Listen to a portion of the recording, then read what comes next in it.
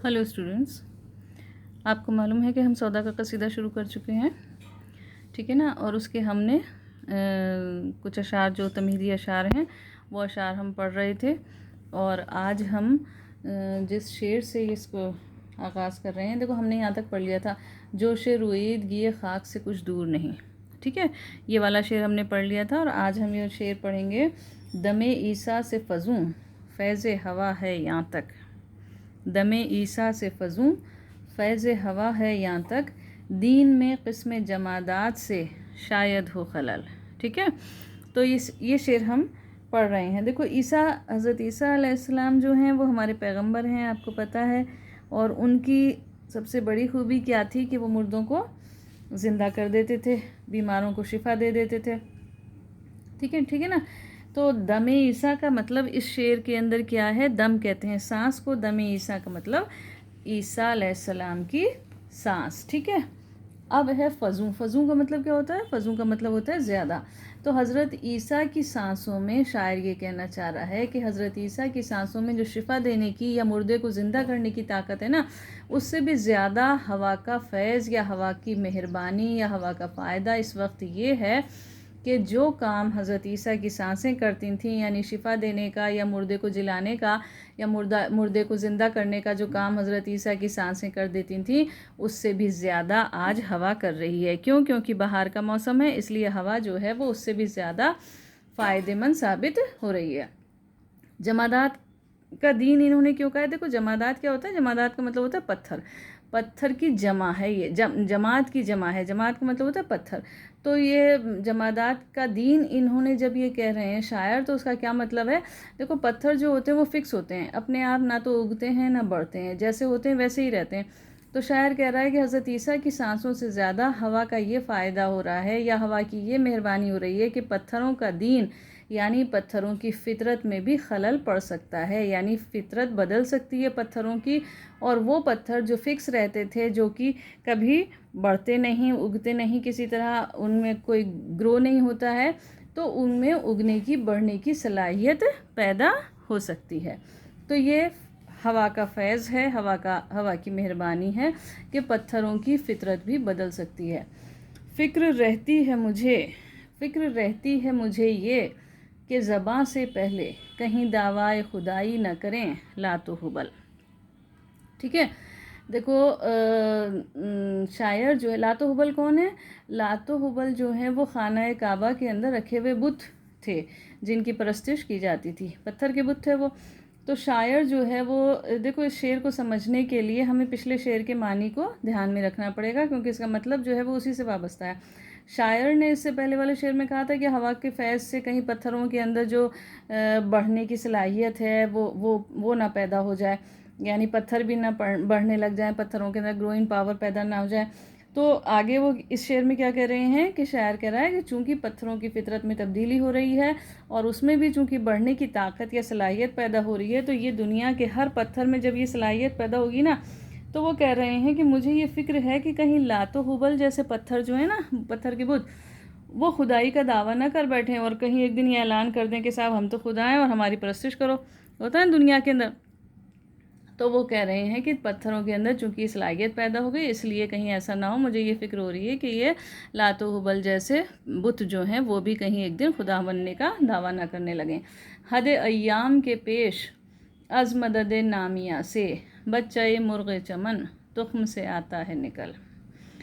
हद अय्याम, अय्याम कहते हैं यौम की जमा है, यानी दिन, बहुत सारे। यौम कहते हैं दिन को, अय्याम प्लूरल है यौम का, तो इसका मतलब बहुत सारे दिन। हद कहते हैं बाउंड्री को। तो शायर कह रहा है पेश का मतलब पहले, अज़ का मतलब से। तो क़ुव्वत नामिया क्या होती है?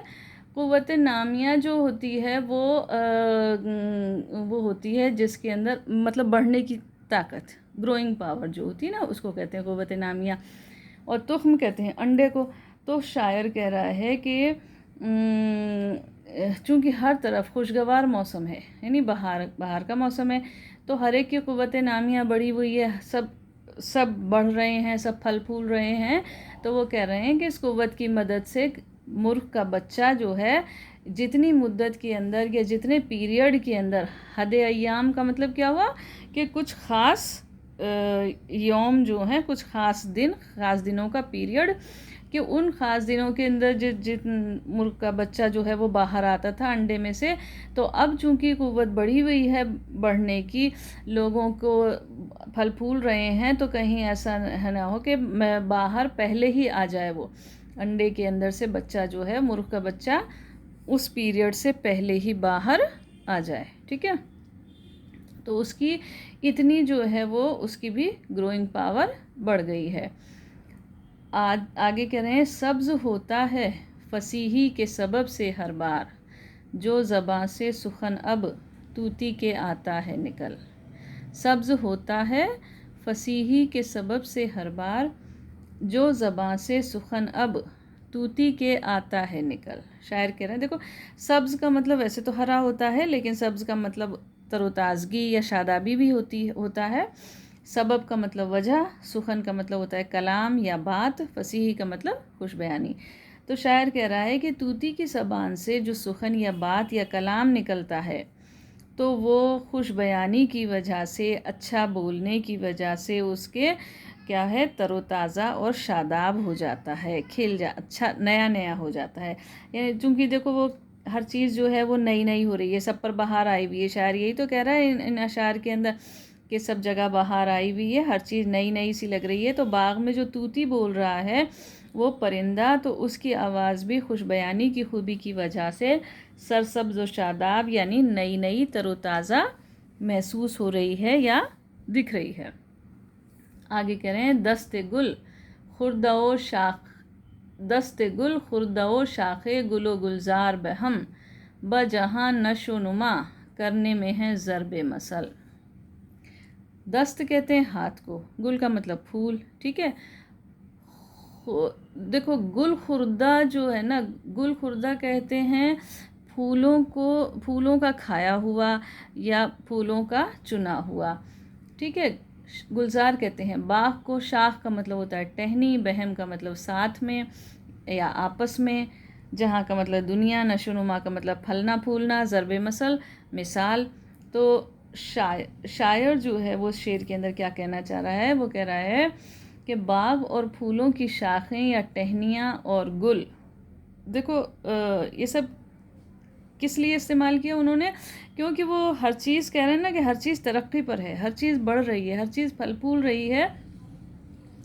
تو وہ کہہ رہے ہیں کہ باغ اور پھولوں کی ٹہنیاں سب آپس میں، یعنی بہم کا مطلب آپس میں، جہاں نشو و نما کر رہے ہیں، یعنی بڑھ رہے ہیں، پھل پھول رہے ہیں، تو وہ اپنے پھلنے پھولنے کی ایک مثال بن گئے ہیں۔ یعنی اتنا پھل پھول رہے ہیں، اتنا بڑھ رہے ہیں، باغ کی ٹہنیاں اور گلوں کی ٹہنیاں سب جو ہیں وہ بڑھ رہے ہیں، ترقی کر رہے ہیں، پھل پھول رہے ہیں، اور اس نے پھلنے پھولنے اور ترقی کرنے کی ایک مثال بن گئے، یعنی خوب ترقی کر رہے ہیں۔ پیڑوں کی ٹہنیاں بھی ترقی کر رہی ہیں، پھولوں کی ٹہنیاں بھی ترقی کر رہی ہیں، باغ بھی ترقی کر رہا ہے، پھول چننے والا ہاتھ، دست گل خردہ، یہ کہہ رہے ہیں دست کہتے ہیں ہاتھ کو، گل خردہ کا مطلب پھول چننے والا یا پھول کھانے والا۔ تو پھول چننے والا ہاتھ جو ہے وہ بھی خوب ترقی کر رہا ہے، کیونکہ پھول بھی بڑھ رہے ہیں، بہت سارے پھول ہو رہے ہیں، تو ان کو چننے والا ہاتھ بھی بڑھ رہا ہے۔ تو ہر طرف ترقی ہے، ہر طرف پھل پھول رہے ہیں، ہر چیز بڑھ رہی ہے، ٹھیک ہے۔ غنچے پر کچھ نہیں موقوف، عجب فصل ہے یہ، گل بہم پہنچے ہے، اغدا ہو کسی طرح کا حل۔ غنچہ کہتے ہیں کلی کو، موقوف کا مطلب ہوتا ہے ٹھہرا ہوا، ٹھیک ہے، اور فصل کا مطلب ہوتا ہے موسم، یعنی بہار کے موسم کی بات کر رہے ہیں وہ اس وقت، تو وہ موسم۔ بہم کا مطلب آپس میں یا ساتھ میں، اغدا کا کہتے ہیں گرہ کو یا مشکل کو، ٹھیک ہے۔ تو شاعر کہہ رہا ہے صرف کلی تک یہ بات محدود نہیں ہے، غنچے پر کچھ نہیں موقوف، یعنی کلی پر ہی یہ صرف بات موقوف نہیں ہے یا یہ محدود نہیں ہے، یعنی کلی تک ہی ہم یہ نہیں کہہ سکتے صرف کلی کے لیے، بلکہ عجب فصل ہے یہ موسم تو ایسا عجیب ہے یا ایسا عمدہ ہے بہار کا موسم کہ گل بہم پہنچے ہے، اغدا ہو کسی طرح کا حل۔ اتنا عجیب یا اتنا اچھا موسم ہے، دوسرے الفاظ میں کہیں گے مطلب خوشگوار ہے، کہ ہر گرہ یا ہر گانٹھ جو ہے وہ پھول بن کر کھل اٹھتی ہے، یا دوسرے الفاظ میں ہم کہہ سکتے ہیں کہ ہر مشکل جو ہے، کیونکہ اغدا کا مطلب مشکل ہوتا ہے نا، گرہ بھی ہوتا ہے، مشکل بھی ہوتا ہے، تو ہر مشکل اس عجیب موسم میں حل ہو جاتی ہے، کوئی بھی گرہ باقی نہیں رہتی، یعنی کوئی الجھن، کوئی گرہ باقی نہیں رہتی، صرف کلی پھول بن کر نہیں کھل رہی بلکہ ہر چیز جو ہے وہ پھول بن کر کھل رہی ہے، یعنی وہی بات ہے کہنے کا دوسرے الفاظ میں ہم کہہ سکتے ہیں کہ ترقی کر رہی ہے، کہ کوئی گرہ کوئی وہ باقی نہیں رہ رہی ہے، ٹھیک ہے۔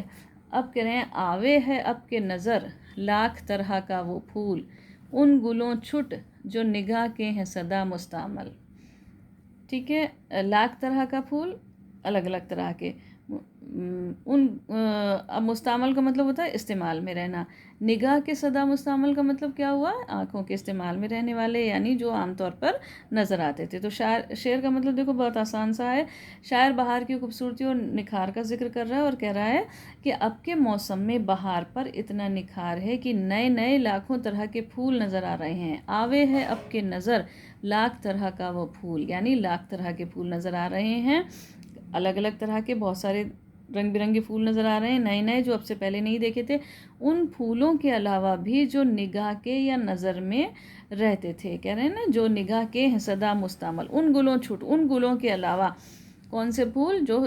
جو صدا نظر میں رہتے تھے، ان پھولوں کے علاوہ لاکھوں طرح کے پھول ہمیں اس بہار کے موسم میں نظر آ رہے ہیں، ٹھیک ہے۔